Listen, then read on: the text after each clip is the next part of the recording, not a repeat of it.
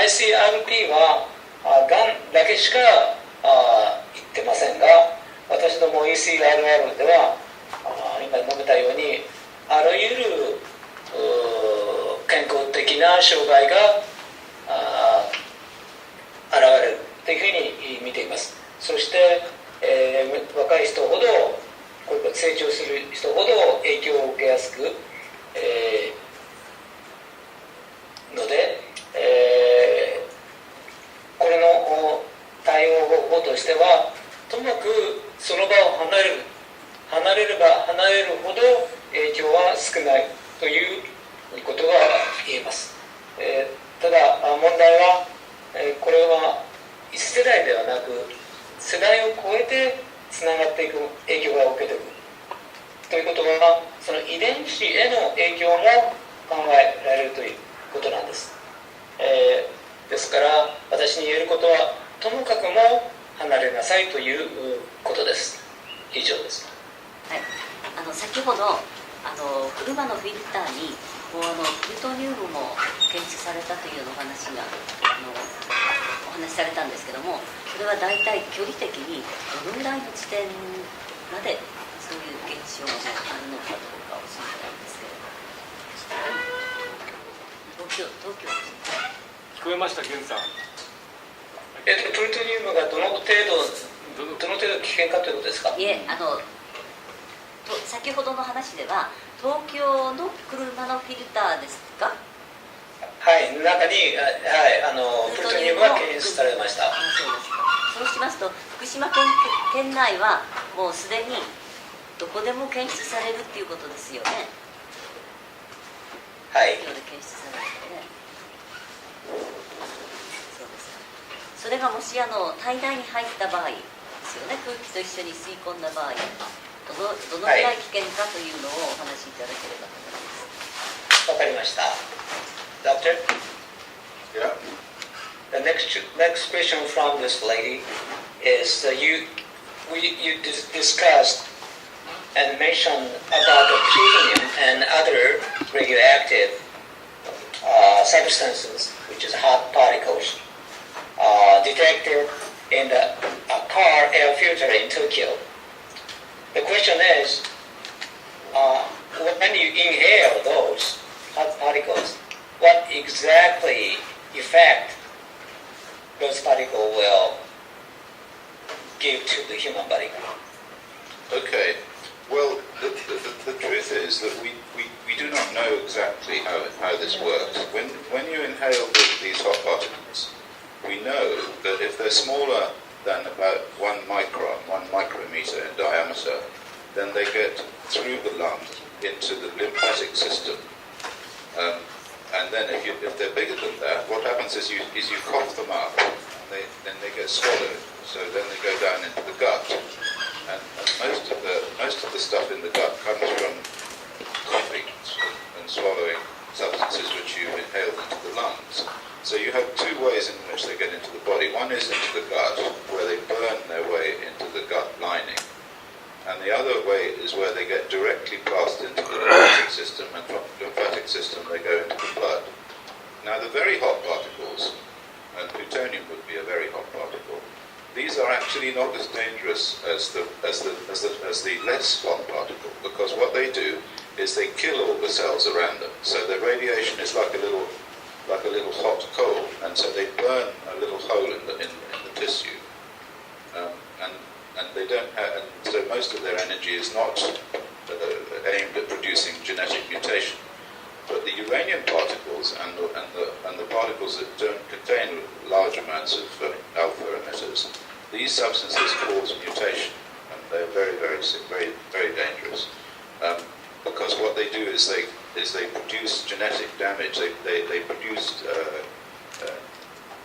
mutation in the DNA, and they cut through the 2 strands of DNA to cause chromosome damage.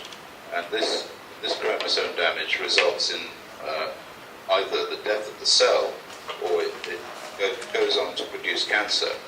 And if it produces the death of the cell, then it affects your life expectancy. It affects your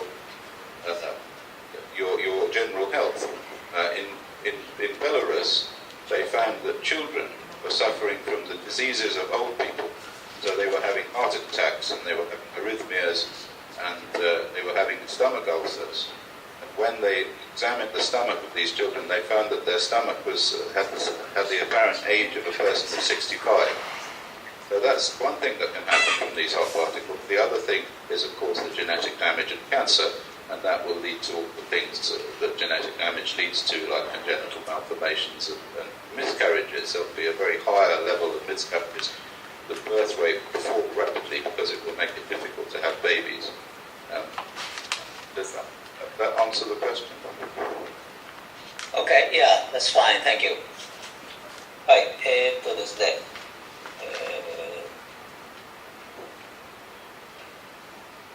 このようなプルトニウムのようなものは非常に粒が小さい、元素ですから、1ミクロン単位のものが、ガス状になったもので、これが肺を通して、それからリンパ系に入っていくのと、それからもう一つは、腸のですね、粘膜に付着して、そこから体の中に入っていくというようなのが考えられます。実はそのプルトニウムに関しての質問ですけれども、これはホットパーティクルっていうんですけれども、実は他のホットパーティクルいくつもあるわけですけども、に比べて、それほどですね、エネルギーがですね、強くはない、比較的な問題ですけれども、ので、遺伝子的な異常を引き起こす率は少なく、細胞内でですね、それに比較してウラニウムというのがありますけれども、これはアルファ線を出すで、非常に強力なエネルギーを与えるので、それが細胞内に入ってきますと、特に遺伝子ですね、 DNA を破壊し、その染色体異常を引き起こす引き金となるので、結果的としてがんなどの病気が引き起こすということになる。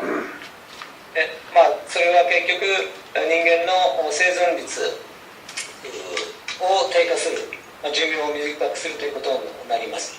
実際に、子どもたちのそういうのを吸い込む子どもたちの胃を調べてみると、その胃は65歳のおじさんの胃みたいになってたという例もあります。で、これはこのがんということになりますけども、それ以外に、生殖系の異常を引き落としたり引き起こしたり、また、お母さんがですね、の赤ちゃんを死産になるという例もあります。そのような結果になります。以上です。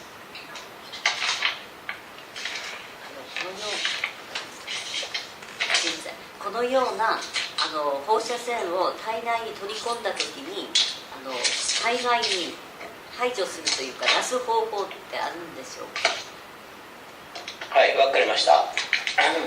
Next question is, once you would have taken in those hot particles, is there any way to get rid of it?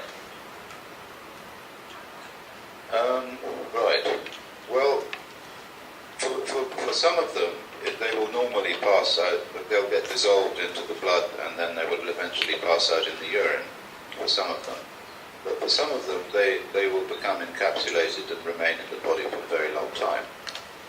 So yeah, the only way to deal with this is to stop taking them in, because the dose, it's entirely probability.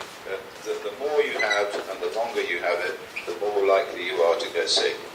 If you have it for a short time and you get away from it, then your body can possibly repair the damage and almost entirely a question of how long you get exposed to it, the longer you get exposed, the bigger the dose from the hot particles, and the more chance you have of getting sick. But I should say one important thing here and that is that if you look for cancer as the end product of this process, then you might not find that much of an increase in cancer because people will die from other diseases. And this is what we found after Chernobyl. In the areas that were most highly affected, where the highest doses were, the cancer rate did not increase very much. And the reason is because everybody died before they got cancer. There was a loss of lifespan of about 15 to 20 years. And cancer is a disease that you get when you're old. And if you never get to be old, then you don't get cancer. Okay, thank you. はい、体内に取り込んだしまったこのようなホットパーティクルといわれる、放射性物質ですねを取り込んだものの、いくらかはですね血液中に溶け出して、結果的には尿として体外に排出されますが、他のものは、体の細胞内に閉じ込められて長期間、ずっといるということになってしまいます。ですからそれを防ぐのはまずそれを取り込まないということがまず第一です。でこれは実は、確率の問題でありまして、それを取り込めば吸ったり食べたりすることの被曝をすればするほどもちろん、病気になる確率は増える。そしてまたそれが長くなれば被曝が長くなればなるほど、病気になる確率が高いということなんです。ここで一つ私が大事なことを言いたいんですけれども、これは実際にチェルノブイリの例なんですけれども、がんの発生率っていうのは、それほど増えないんです。そういう場合ですね。チェルノブイリで何が起きたかっていうと、人々はがんになる前に、亡くなってしまった。要するに、寿命が短くなってしまったという事実があります。以上です。すいません、その寿命が短くなったその死因っていうのは多くはどういうものだったんでしょうか。すいません、よく聞こえませんでした。今がんになる前に亡くなるっておっしゃいましたが、その死因の原因は多いものはどういうものだったのでしょうか。なるほどね。はい。Can you see the question, Doctor? You just said that in Chernobyl case that the most of people died before they got cancer. Well then, what kind of disease was the primary examples? What those people died from? Mostly. They died from heart disease. まず心臓病です。今からでも避難してなるべく被曝を減らすようなことをして間に合うかというか意味があるかというか、そういう素朴な質問なんです。